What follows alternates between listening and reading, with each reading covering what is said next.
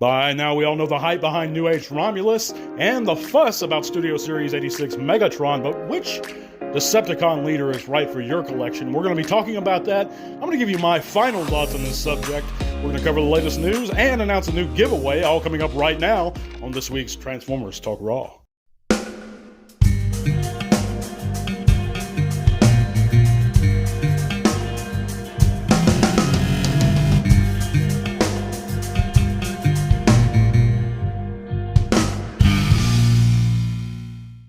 Welcome back, ladies, gents, and botheads from around the galaxy to another Transformers Talk Raw podcast here on YouTube or those sweet Spotify airwaves. Thank you guys for coming in and listening this week. We got a good show packed for you, I think. It's nothing that you haven't heard before from me, but I'm trying to make up some new points for it. Of course, this is the age-old fight between which one is the better figure for you between New Age Romulus and the Studio Series 86 Megatron. I'm going to list the pros and cons of each figure. But before I get into all that, guys, if you haven't heard, click all those great links in the description below. It's going to take you to a world of cool things, including our Facebook group, where you can come there, share your own channels or pages, chat bots with us. We'd be glad to see you guys. Just, again, click that link. If you'd like to help support the podcast further, get your name at the end of every show here on YouTube. You can help support the channel via Patreon. That $1 or $3 a month goes a long way to help continuing our giveaways. One more thing I'd like to add, guys. Yeah, check out all those links. They're awesome. You know the spiel, guys. But I will be taking a vacation this year in the month of September. That's next month, so we're going to have 2 more shows, and then I'm going to be going on a short vacation in the month of September. But I'll be back the first week of October and then to finish out the year. So I just take a month off every year. I started this last year. I'm going to do it this year. I think it was November or October last year. I'm going to go ahead and take off September. We have a big Comic Con that we're going to be going to in September. Of course, that's the Arkansas Comic Con. So if you're down here in the southern United States and you're going to be around Little Rock, Arkansas, that September 14th, I believe, that weekend, come meet me. I'll be down there at that Comic Con. I'd love to see you guys. If any of our Transformer fan listeners can join me, that'd be wonderful. Well, let's go on right into it, guys. New Age versus Studio Series 86. Now, I know a lot of you guys have already made up your minds, but I have noticed some folks on social media that are kind of on the fence. So this one's more for them, but I appreciate you listening, even if you have made up your mind. These are my opinions, guys, and I'm going to try to be as unbiased as possible here. First, let's start off with New Age Romulus, and this is the earlier figure. We've had it a little bit longer than the Studio Series Megatron, but I'm going to get into the pros of this figure, and these are all my opinions, and everything is subjective, guys. Take these things with a grain of salt. Your opinion is no less valid than mine, and vice versa. Nobody's opinion is better than anyone else's because it's opinion. But the New Age pros, in my opinion, it has an accurate, of course, alt mode. You simply cannot have a strict, in the strictest sense of the word, an accurate G1 Megatron if it's not a gun. Does that mean it's a bad Megatron if it's not a gun, alt mode? Absolutely not. But the G1 Megatron, in toy terms, has always been a gun. You can't change it. It's in the history books. Action Masters don't count. He never turned into a tank there. He just drove a tank. But, people say, I've heard the excuse, well, he's been a tank longer than he's been a gun. Well, that doesn't really matter, nor does it negate my point in any way. And it's not like he hasn't been a gun relatively recently. We've had, since the turn of the century, we've had 2 versions of Megatron out retail that were guns. We almost had a third, but True put a stop to it. With the 2002, I believe, commemorative reissues, they even made a prototype for that version. So we know that Hasbro can't, and a lot of people also misunderstand U.S. toy gun laws. It's not against the law for Hasbro to make Megatron a gun. It's just not. Anybody who says that is wrong. Period. Toy manufacturers make toy guns all the time. It's that they can't color it realistically. It can't look like a real gun, basically. But another problem is retailers won't carry realistic-looking toy guns. But they can make toy guns. Don't get that twisted. Don't let anybody tell you otherwise. Nerf does it all the time. Water guns are manufactured. It's just horse crap if anyone tells you they can't make them a gun. They can make them a gun. Just Walmart probably won't carry it if it looks too realistic, so that Hasbro shies away from doing that. My I'll get into what I would do a little later, but let's just keep going here. Another pro to New Age is his strong QC. I've seen very little quality control reports downing New Age's Romulus.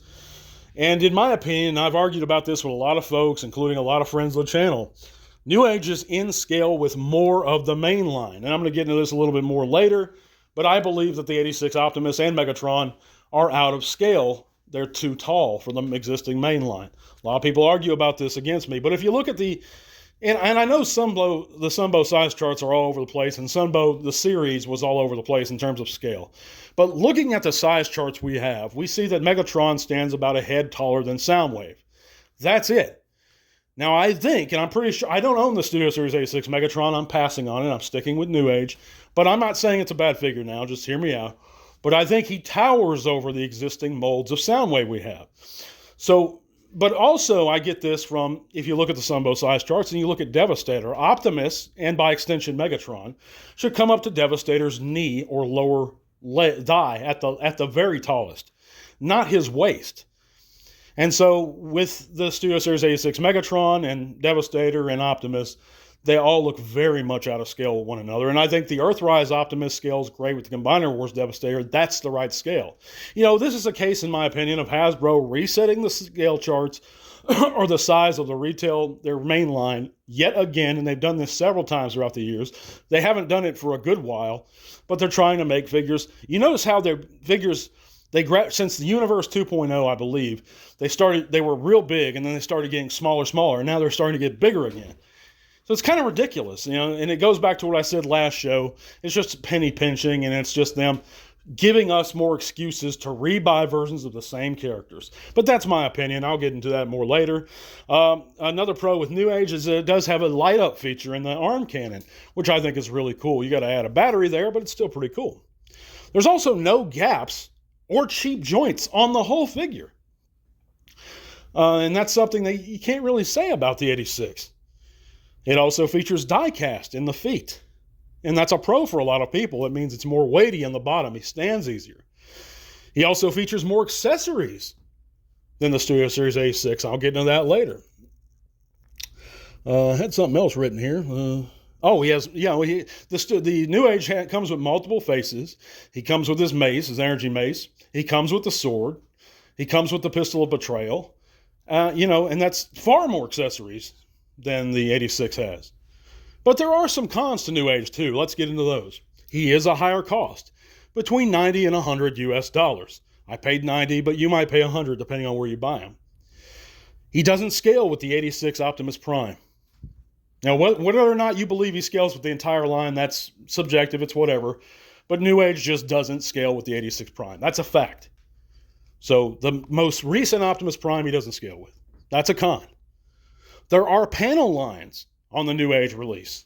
There's a lot of panel lines because he has a more complex transformation, and that leads me to my last con with the figure. His transformation is complex. It's not crazy by any means, and it can be done. You know, watch MGo's Just Transform It video, or just follow the instructions step by step. It's going to take you a few minutes, but I've done it. It's not like a really fun transformation by any means, and it is very complex, but it can be done. It's not impossible. But let's get into the 86s and the pros for 86. It is cheaper. It's $50 to $60 US, depending on where you buy it. Now, is it really, though? This is going to be one of my points here. Is it really cheaper than New Age's Romulus once you get upgrade kits and gap fillers for this figure? You're going to pay, and right now you can go on eBay and see this. You can buy an upgrade kit for his arm cannon, because his arm cannon's inaccurate. It's not shaped the way it should be shaped. So you're going to pay $20 to $25 for that upgrade kit. And then for gap fillers, you're going to pay another $15 to $20 for it. And all that's for sale on eBay right now. And there's a reason they're being produced, these upgrade kits. So in the end of the day, once you buy all that, is it really cheaper than New Age's Romulus? No. It's probably about the same price. But I digress. Some more of the cons of the 86. Or the pros of the 86. He has a great-looking head sculpt. Now, both of them have great-looking head sculpts. But 86 Megatron's head sculpt is almost exquisite. Hasbro does these head sculpts really well. And I'll give them props for that. So I do slightly, and I mean slightly, prefer 86's head sculpt. He does scale with the 86 Optimus. He has an easy transformation. He's larger. And, for a lot of people, that might be better, more intimidating, and he has a better shelf presence. Perhaps. Again, that's subjective. I'm just throwing that out there because I was looking for pros about the figure. And the pros are there, but they're not as many pros, in my opinion. Now, the cons, he does have multiple QC reports. It's not like, the HasLab Victory Saber, but I've seen many reports about, broken chest tabs and legs and feet that fall off on this figure. I can show you guys. I'm sure I'll show you a couple here. But he has these thick legs. A lot of people don't like that. He doesn't scale, in my opinion, with the majority of the main line we have for years that Hasbro's given us. He's too tall for Seekers. He's too tall for Soundwave. I mean, he towers above those guys. Now, he should be taller, but not that much taller. But that's my opinion, again. But he has less accessories. He comes with two of them. He comes with his sword and his gun, his small gun, that's supposed to be himself transformed. Which, again, that's another con, because that small gun, a lot of people say, well, just use the small gun if you want Megatron to be a gun. But that small gun that he comes with isn't accurate.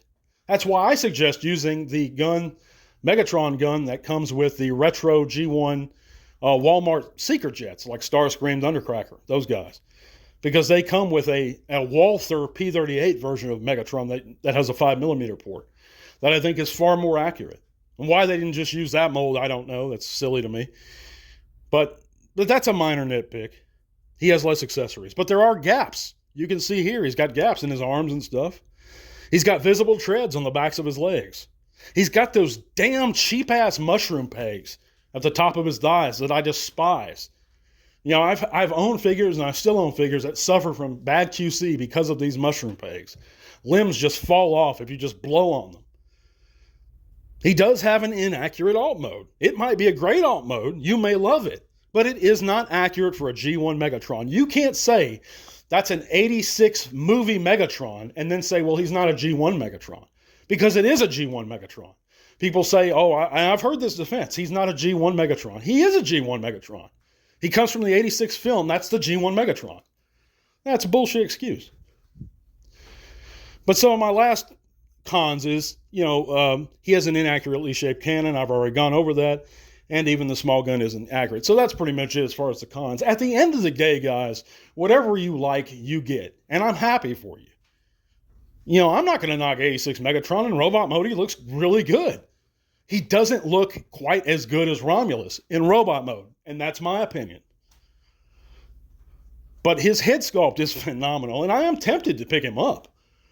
But I'm really torn about which one I should actually use. I'll probably always display Romulus because I truly love that figure. And I refuse to continue buying new versions of the characters. I mean, you guys know my stance already on this stuff. I've gone over this stuff quite a bit. So let me know in the comments what you guys think. And let's move right along to this week's news and announce our giveaway. Check out the poll results. And I forgot all about last week's polls, and that asked you guys which episode of the Beast Wars was the greatest of all time, multi-part episodes counted. And out of over 70 votes and participants, and not many actually participated because I guess not everyone's a fan of the Beast Wars, but for those who are, those 70 Transformer fans, voted, 75% of them voted Code of Hero as being the greatest Beast Wars episode ever. And I agree, actually.